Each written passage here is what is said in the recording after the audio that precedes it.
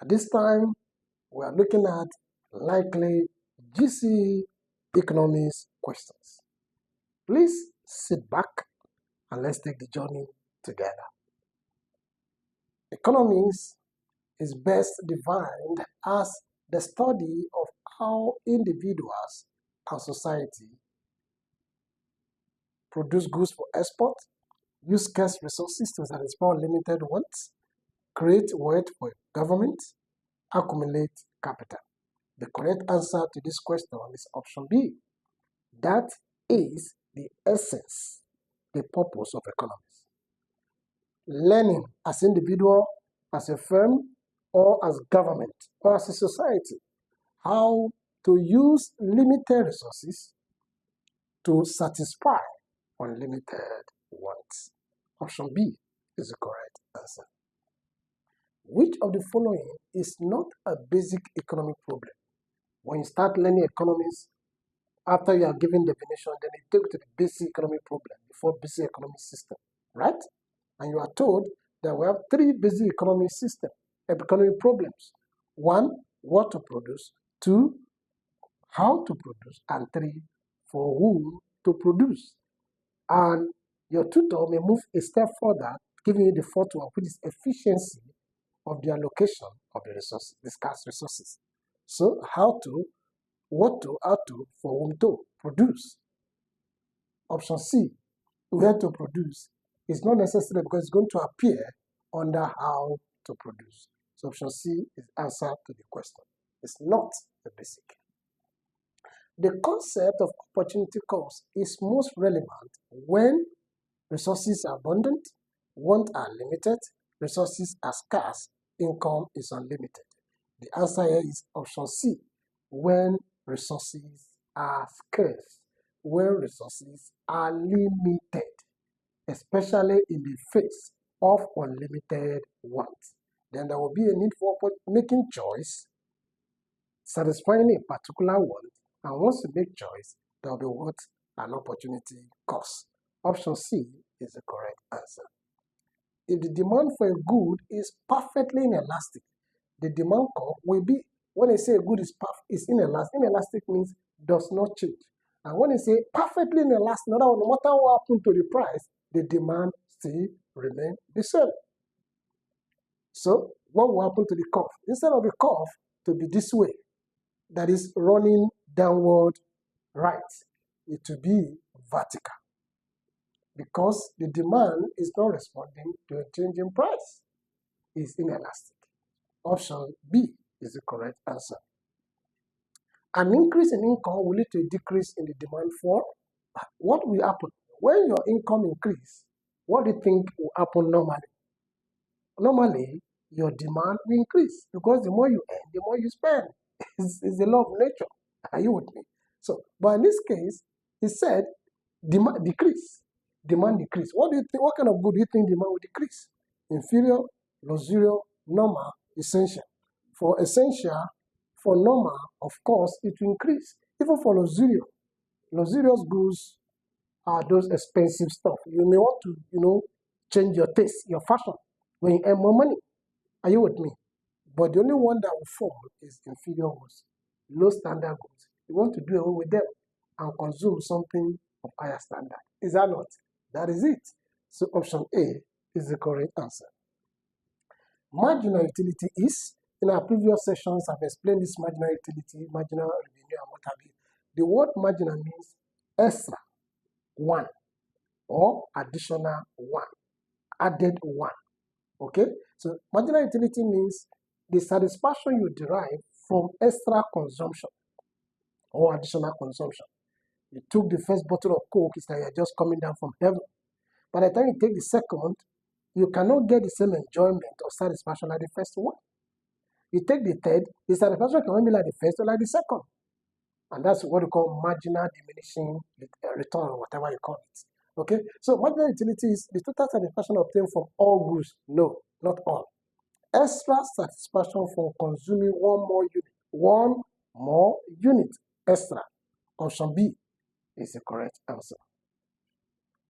If price elasticity of demand is greater than 1, demand is said to be what? Elastic. Huh? If it's equals to 1, it says unity elastic. If it's less than 1, it says inelastic. Once it's greater than 1, you say what? Elastic. And when it's becoming too greater than 1, you say perfectly elastic. And what have you? So the answer is option D, elastic. Demand is elastic. Elastic means changes. Inelastic means does not change. Very simple word. A firm's short-run decision is limited by the presence of. Oh, I also explained one of our sessions. You can check some of our videos earlier one. The difference between short-run and long-run in the production process or in economics, we have what they call short-run and long-run. In the short run is when all factors of production are assumed to be what? To be fixed. But when you get to long run, it is possible for either one or all the other factors becomes what? Variable. So we have fixed factor, we have variable factor. Fixed means does not change at the short run, variable changes both at the short and at the long run. Okay, so a firm short run decision is limited by the presence of variable factors only, fixed and variable factors, only fixed factor, unlimited resources. The answer is what? Both the fixed and the variable factors. Most of the time, land among the 4 factors of production is presumed to be fixed at the short run. But even at the long run, it could change, it could become varied. Why capital, labor, entrepreneur are variable factors. Option B is the correct answer. The law of diminishing returns applies only in the long run. I just explained this one in the previous answer, the last 2 questions. Diminishing returns applies only in the long run because at the short run is a limited period of time that decreases or changes may not be noticed. But at the long run, all the changes that want to take place could be seen at the long run. Okay, option A is the correct answer. Average cost is obtained by what is average? Just like average. If you have 5 oranges to be divided by 10 people, and I say find the average, what do? The number of people divided by the number of oranges. Is that not? And you get 2. So the average cost is talking about total output divided. This word by is divided by the output, the quantity. Total cost divided by the quantity will give you what? Your average. Option A is the correct answer. The reward for land as a factor of production is what? When you have a land, is rent. Interest is for capital. Wage is for labor. Profit is for entrepreneur. So for land is rent. Option A is the correct answer. A monopolist is a price taker, giver, maker, and adjuster. Who is the monopolist? A monopolist is the sole producer, sole manufacturer of his product. So by so doing, when he finishes his product, he makes price for his product. Are you there? So he's a price maker. He determines the price of his product. He can change it any day, any time. He's a price maker. Option C is the correct answer. When total revenue equals total cost, a firm is said to be, what is total revenue? The total income made from your production activity. What's total cost? Total expenditure made. So when your income equals to your expenditure, you didn't make profit, you didn't make loss. So what do you call that? We call it break-even. When you are not making profit, you are not making loss. It is known as what? Break-even. Option D is the correct answer.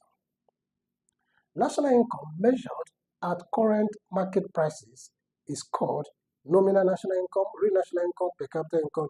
You don't know disposable income.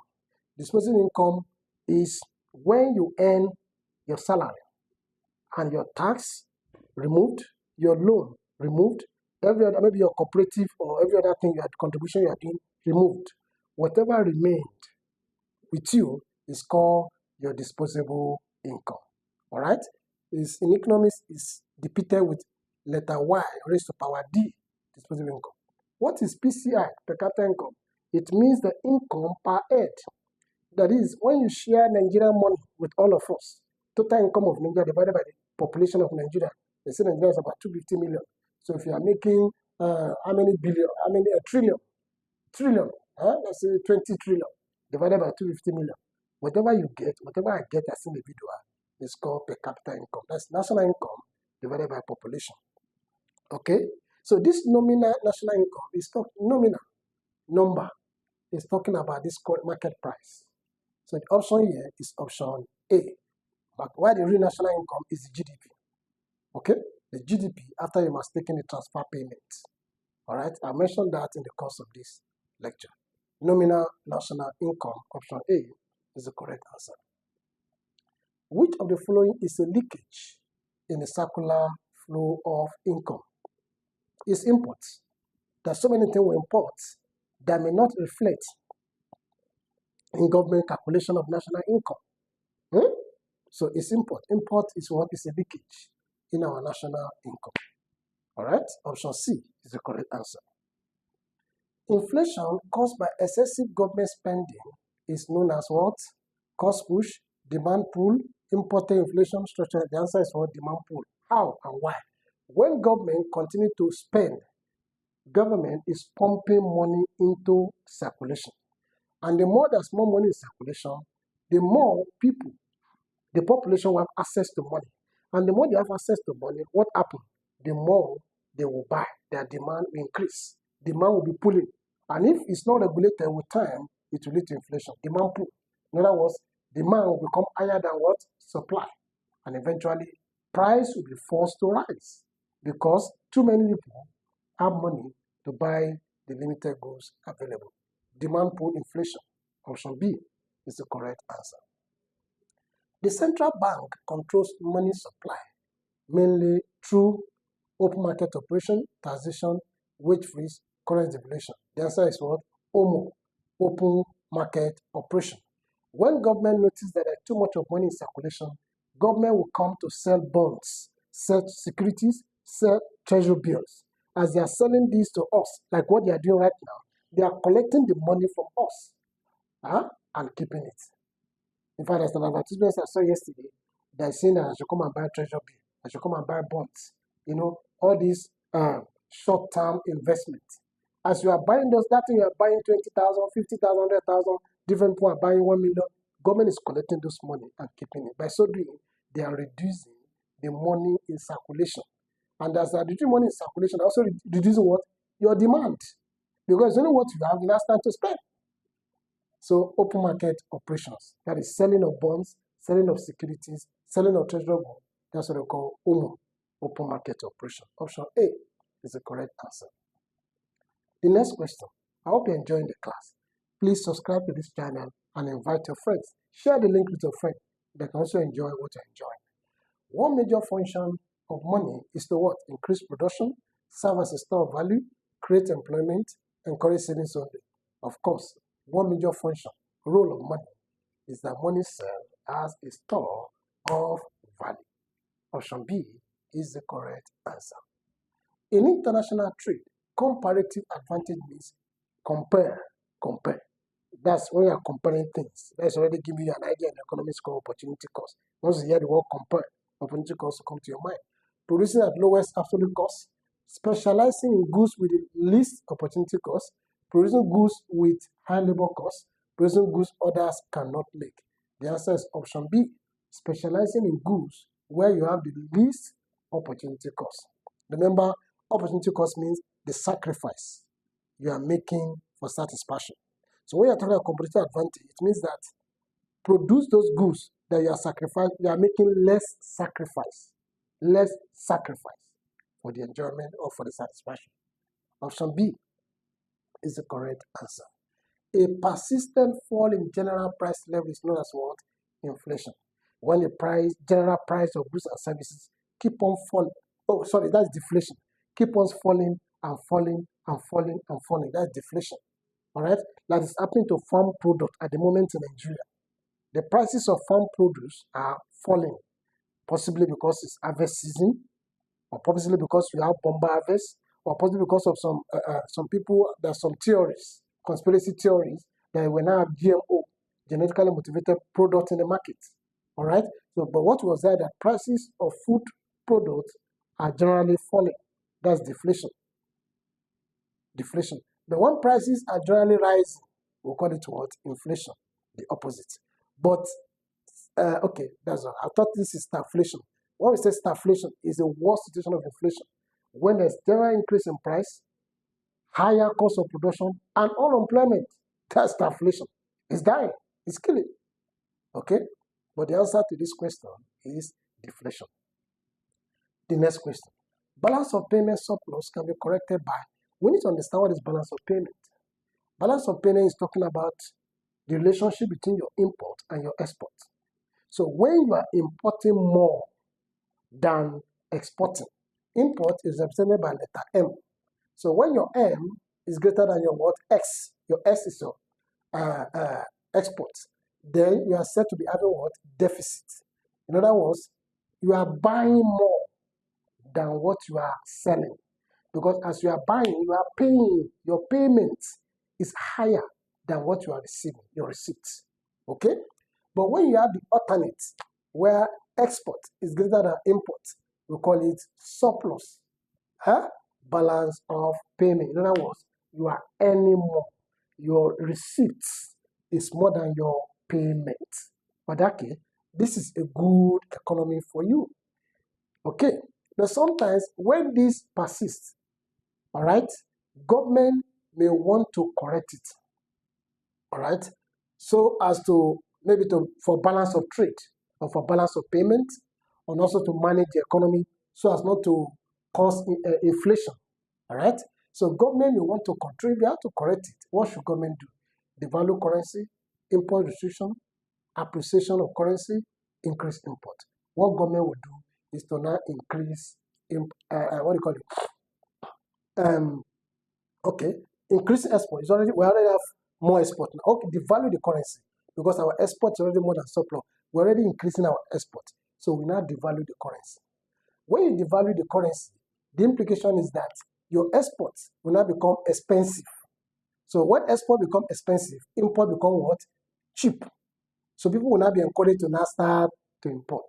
So when you now keep importing, it will get to a point, it will now become M equals X.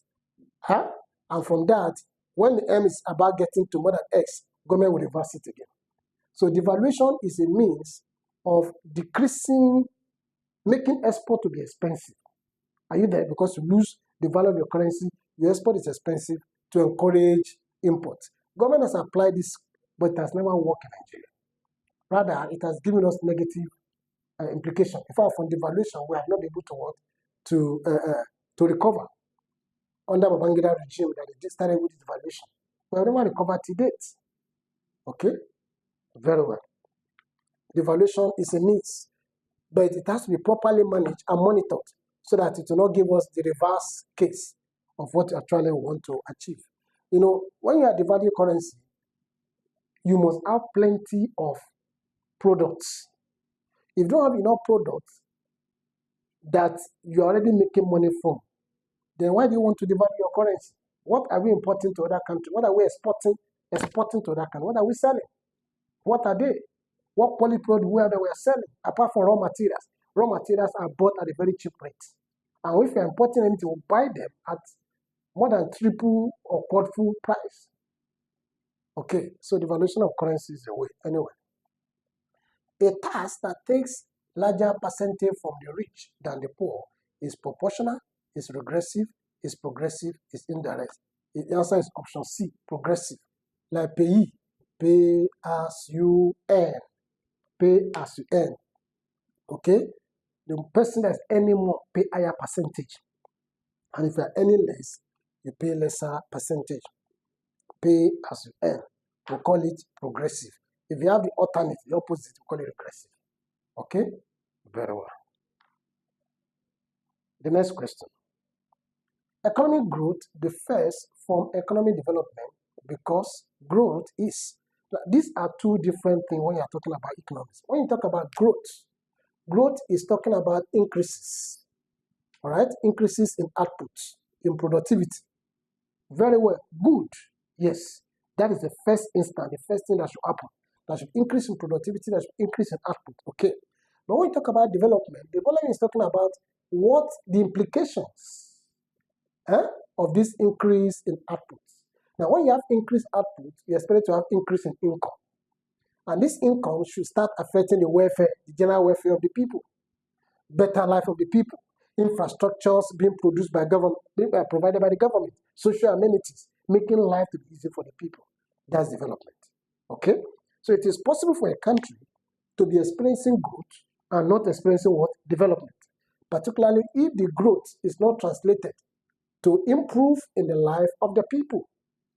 All right? Like we have in Nigeria, sometimes we have growth, no development. When there are no improve in the life of the people. You just see them rolling out money. Okay, for instance, look at our budget. Every year our budget is trillions and trillions and trillions and trillions. But we're not seeing the effect. It's not trickling down to common man. So we're having growth, increase in income every year. But what are we saying about development? The roads are still very bad. All right? Most of our stadiums, national stadium, government managed stadium, they are still bad. Federal institutions, universities, they are still trouble. At the moment, the ASU, the Academic Staff Union, they are on strike. You see, demanding for one thing or the other. So what are we saying? No development, even when they're increasing growth, but there's no development. So what is growth actually? Emphasizes qualitative changes, that's development. Qualitative changes, development. Concerns increase in output only, yes, that's growth. Focuses on improvement in welfare, this development. Includes equitable distribution, that's development. So the answer here is concern increase in output only, that is growth. Option B is the correct answer. A country's per capita income increases when, I've explained to you per capita income in just about 3 or 4 questions before now, all right? National income rises faster than population, population grows faster than output, government expenditure fall, import exceed export. The answer is national income rises faster than population. Remember that PCI, per capita income, is derived by dividing national income with population. So when you have more income, less population, of course, you are going to have high PCI. But when you have big population, huge population with less income, you are going to have less per capita income. Option A is the correct answer. The next one. Devaluation is more effective when demand for import is elastic, demand for export is inelastic, supply of export is fixed, import are luxury goods only. Remember I told you that we have applied this devaluation of our currency in Nigeria, it never worked for us. Why? Because for demand for import in Nigeria is inelastic. Once you open door of import now, it becomes everybody's affair, including toothpick. Toothpick, we import toothpick to this country. You understand? We import any goddamn thing. Because Nigeria's taste for foreign goods is very high, it's inelastic. Okay, and that's why devaluation has never worked in Nigeria. So demand for import must be elastic. If actually must change if you want that devaluation to work. But if it doesn't change, there will be a problem. All right? One key aim of ECOWAS is to establish a common currency, promote free movement of goods and people, adopt a common legal system, harmonize political system. The correct answer is B, promote free movement of goods and people. But how effective that is, I cannot say.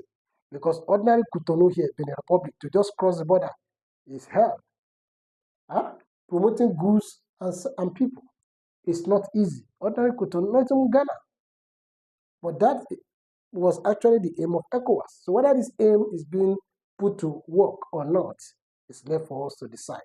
The option B is the correct answer.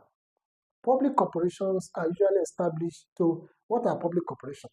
Public corporations are government-owned businesses. They are known as parastatals, government establishment, all right? So why were they established?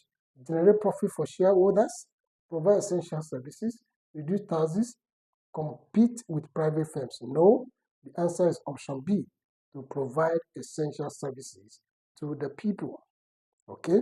They are not like private firms that just make profit. If profit comes, all well and good. If they break even, all well and good. But basically the aim is to provide essential basic services to the people, option B. The next question. Which of the following is not a problem of agriculture in West Africa? Rural-urban migration. Nobody wants to stay in rural area. The villages, everybody is running to the city, like Lagos. Nobody want to stay. If you don't stay in the village, I will want to do the farm work. That's a major problem. Over capitalization for where? Too much of money. Where is it?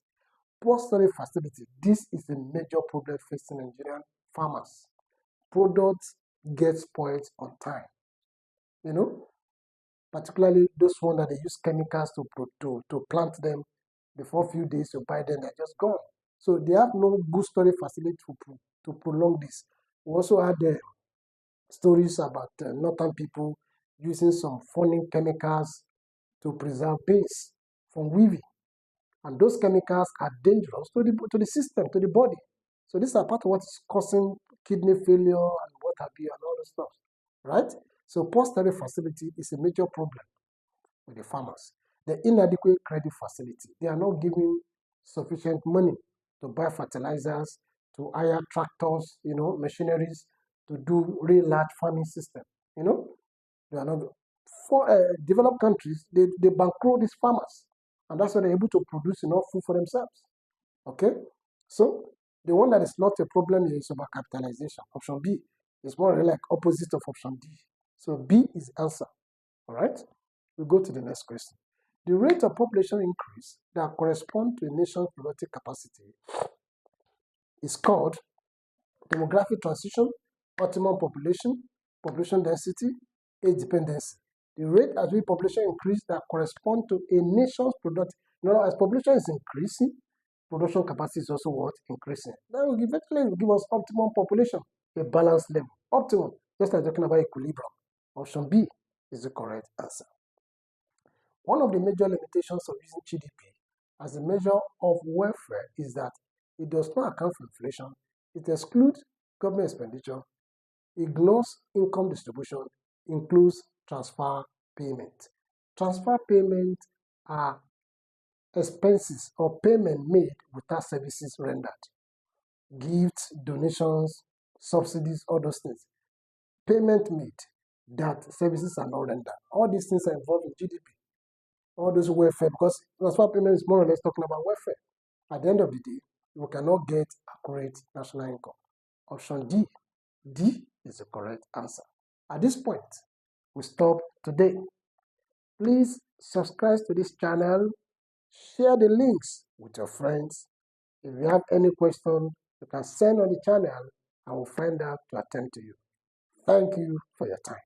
Hi, I'm sure you enjoyed the content you just watched. To see more episodes as that, preparing you for your oncoming exams, smash the subscribe button on this channel right now and visit the playlist that we've made for you, covering over 50 type of different exams, including JAMB, WAEC, Cacao,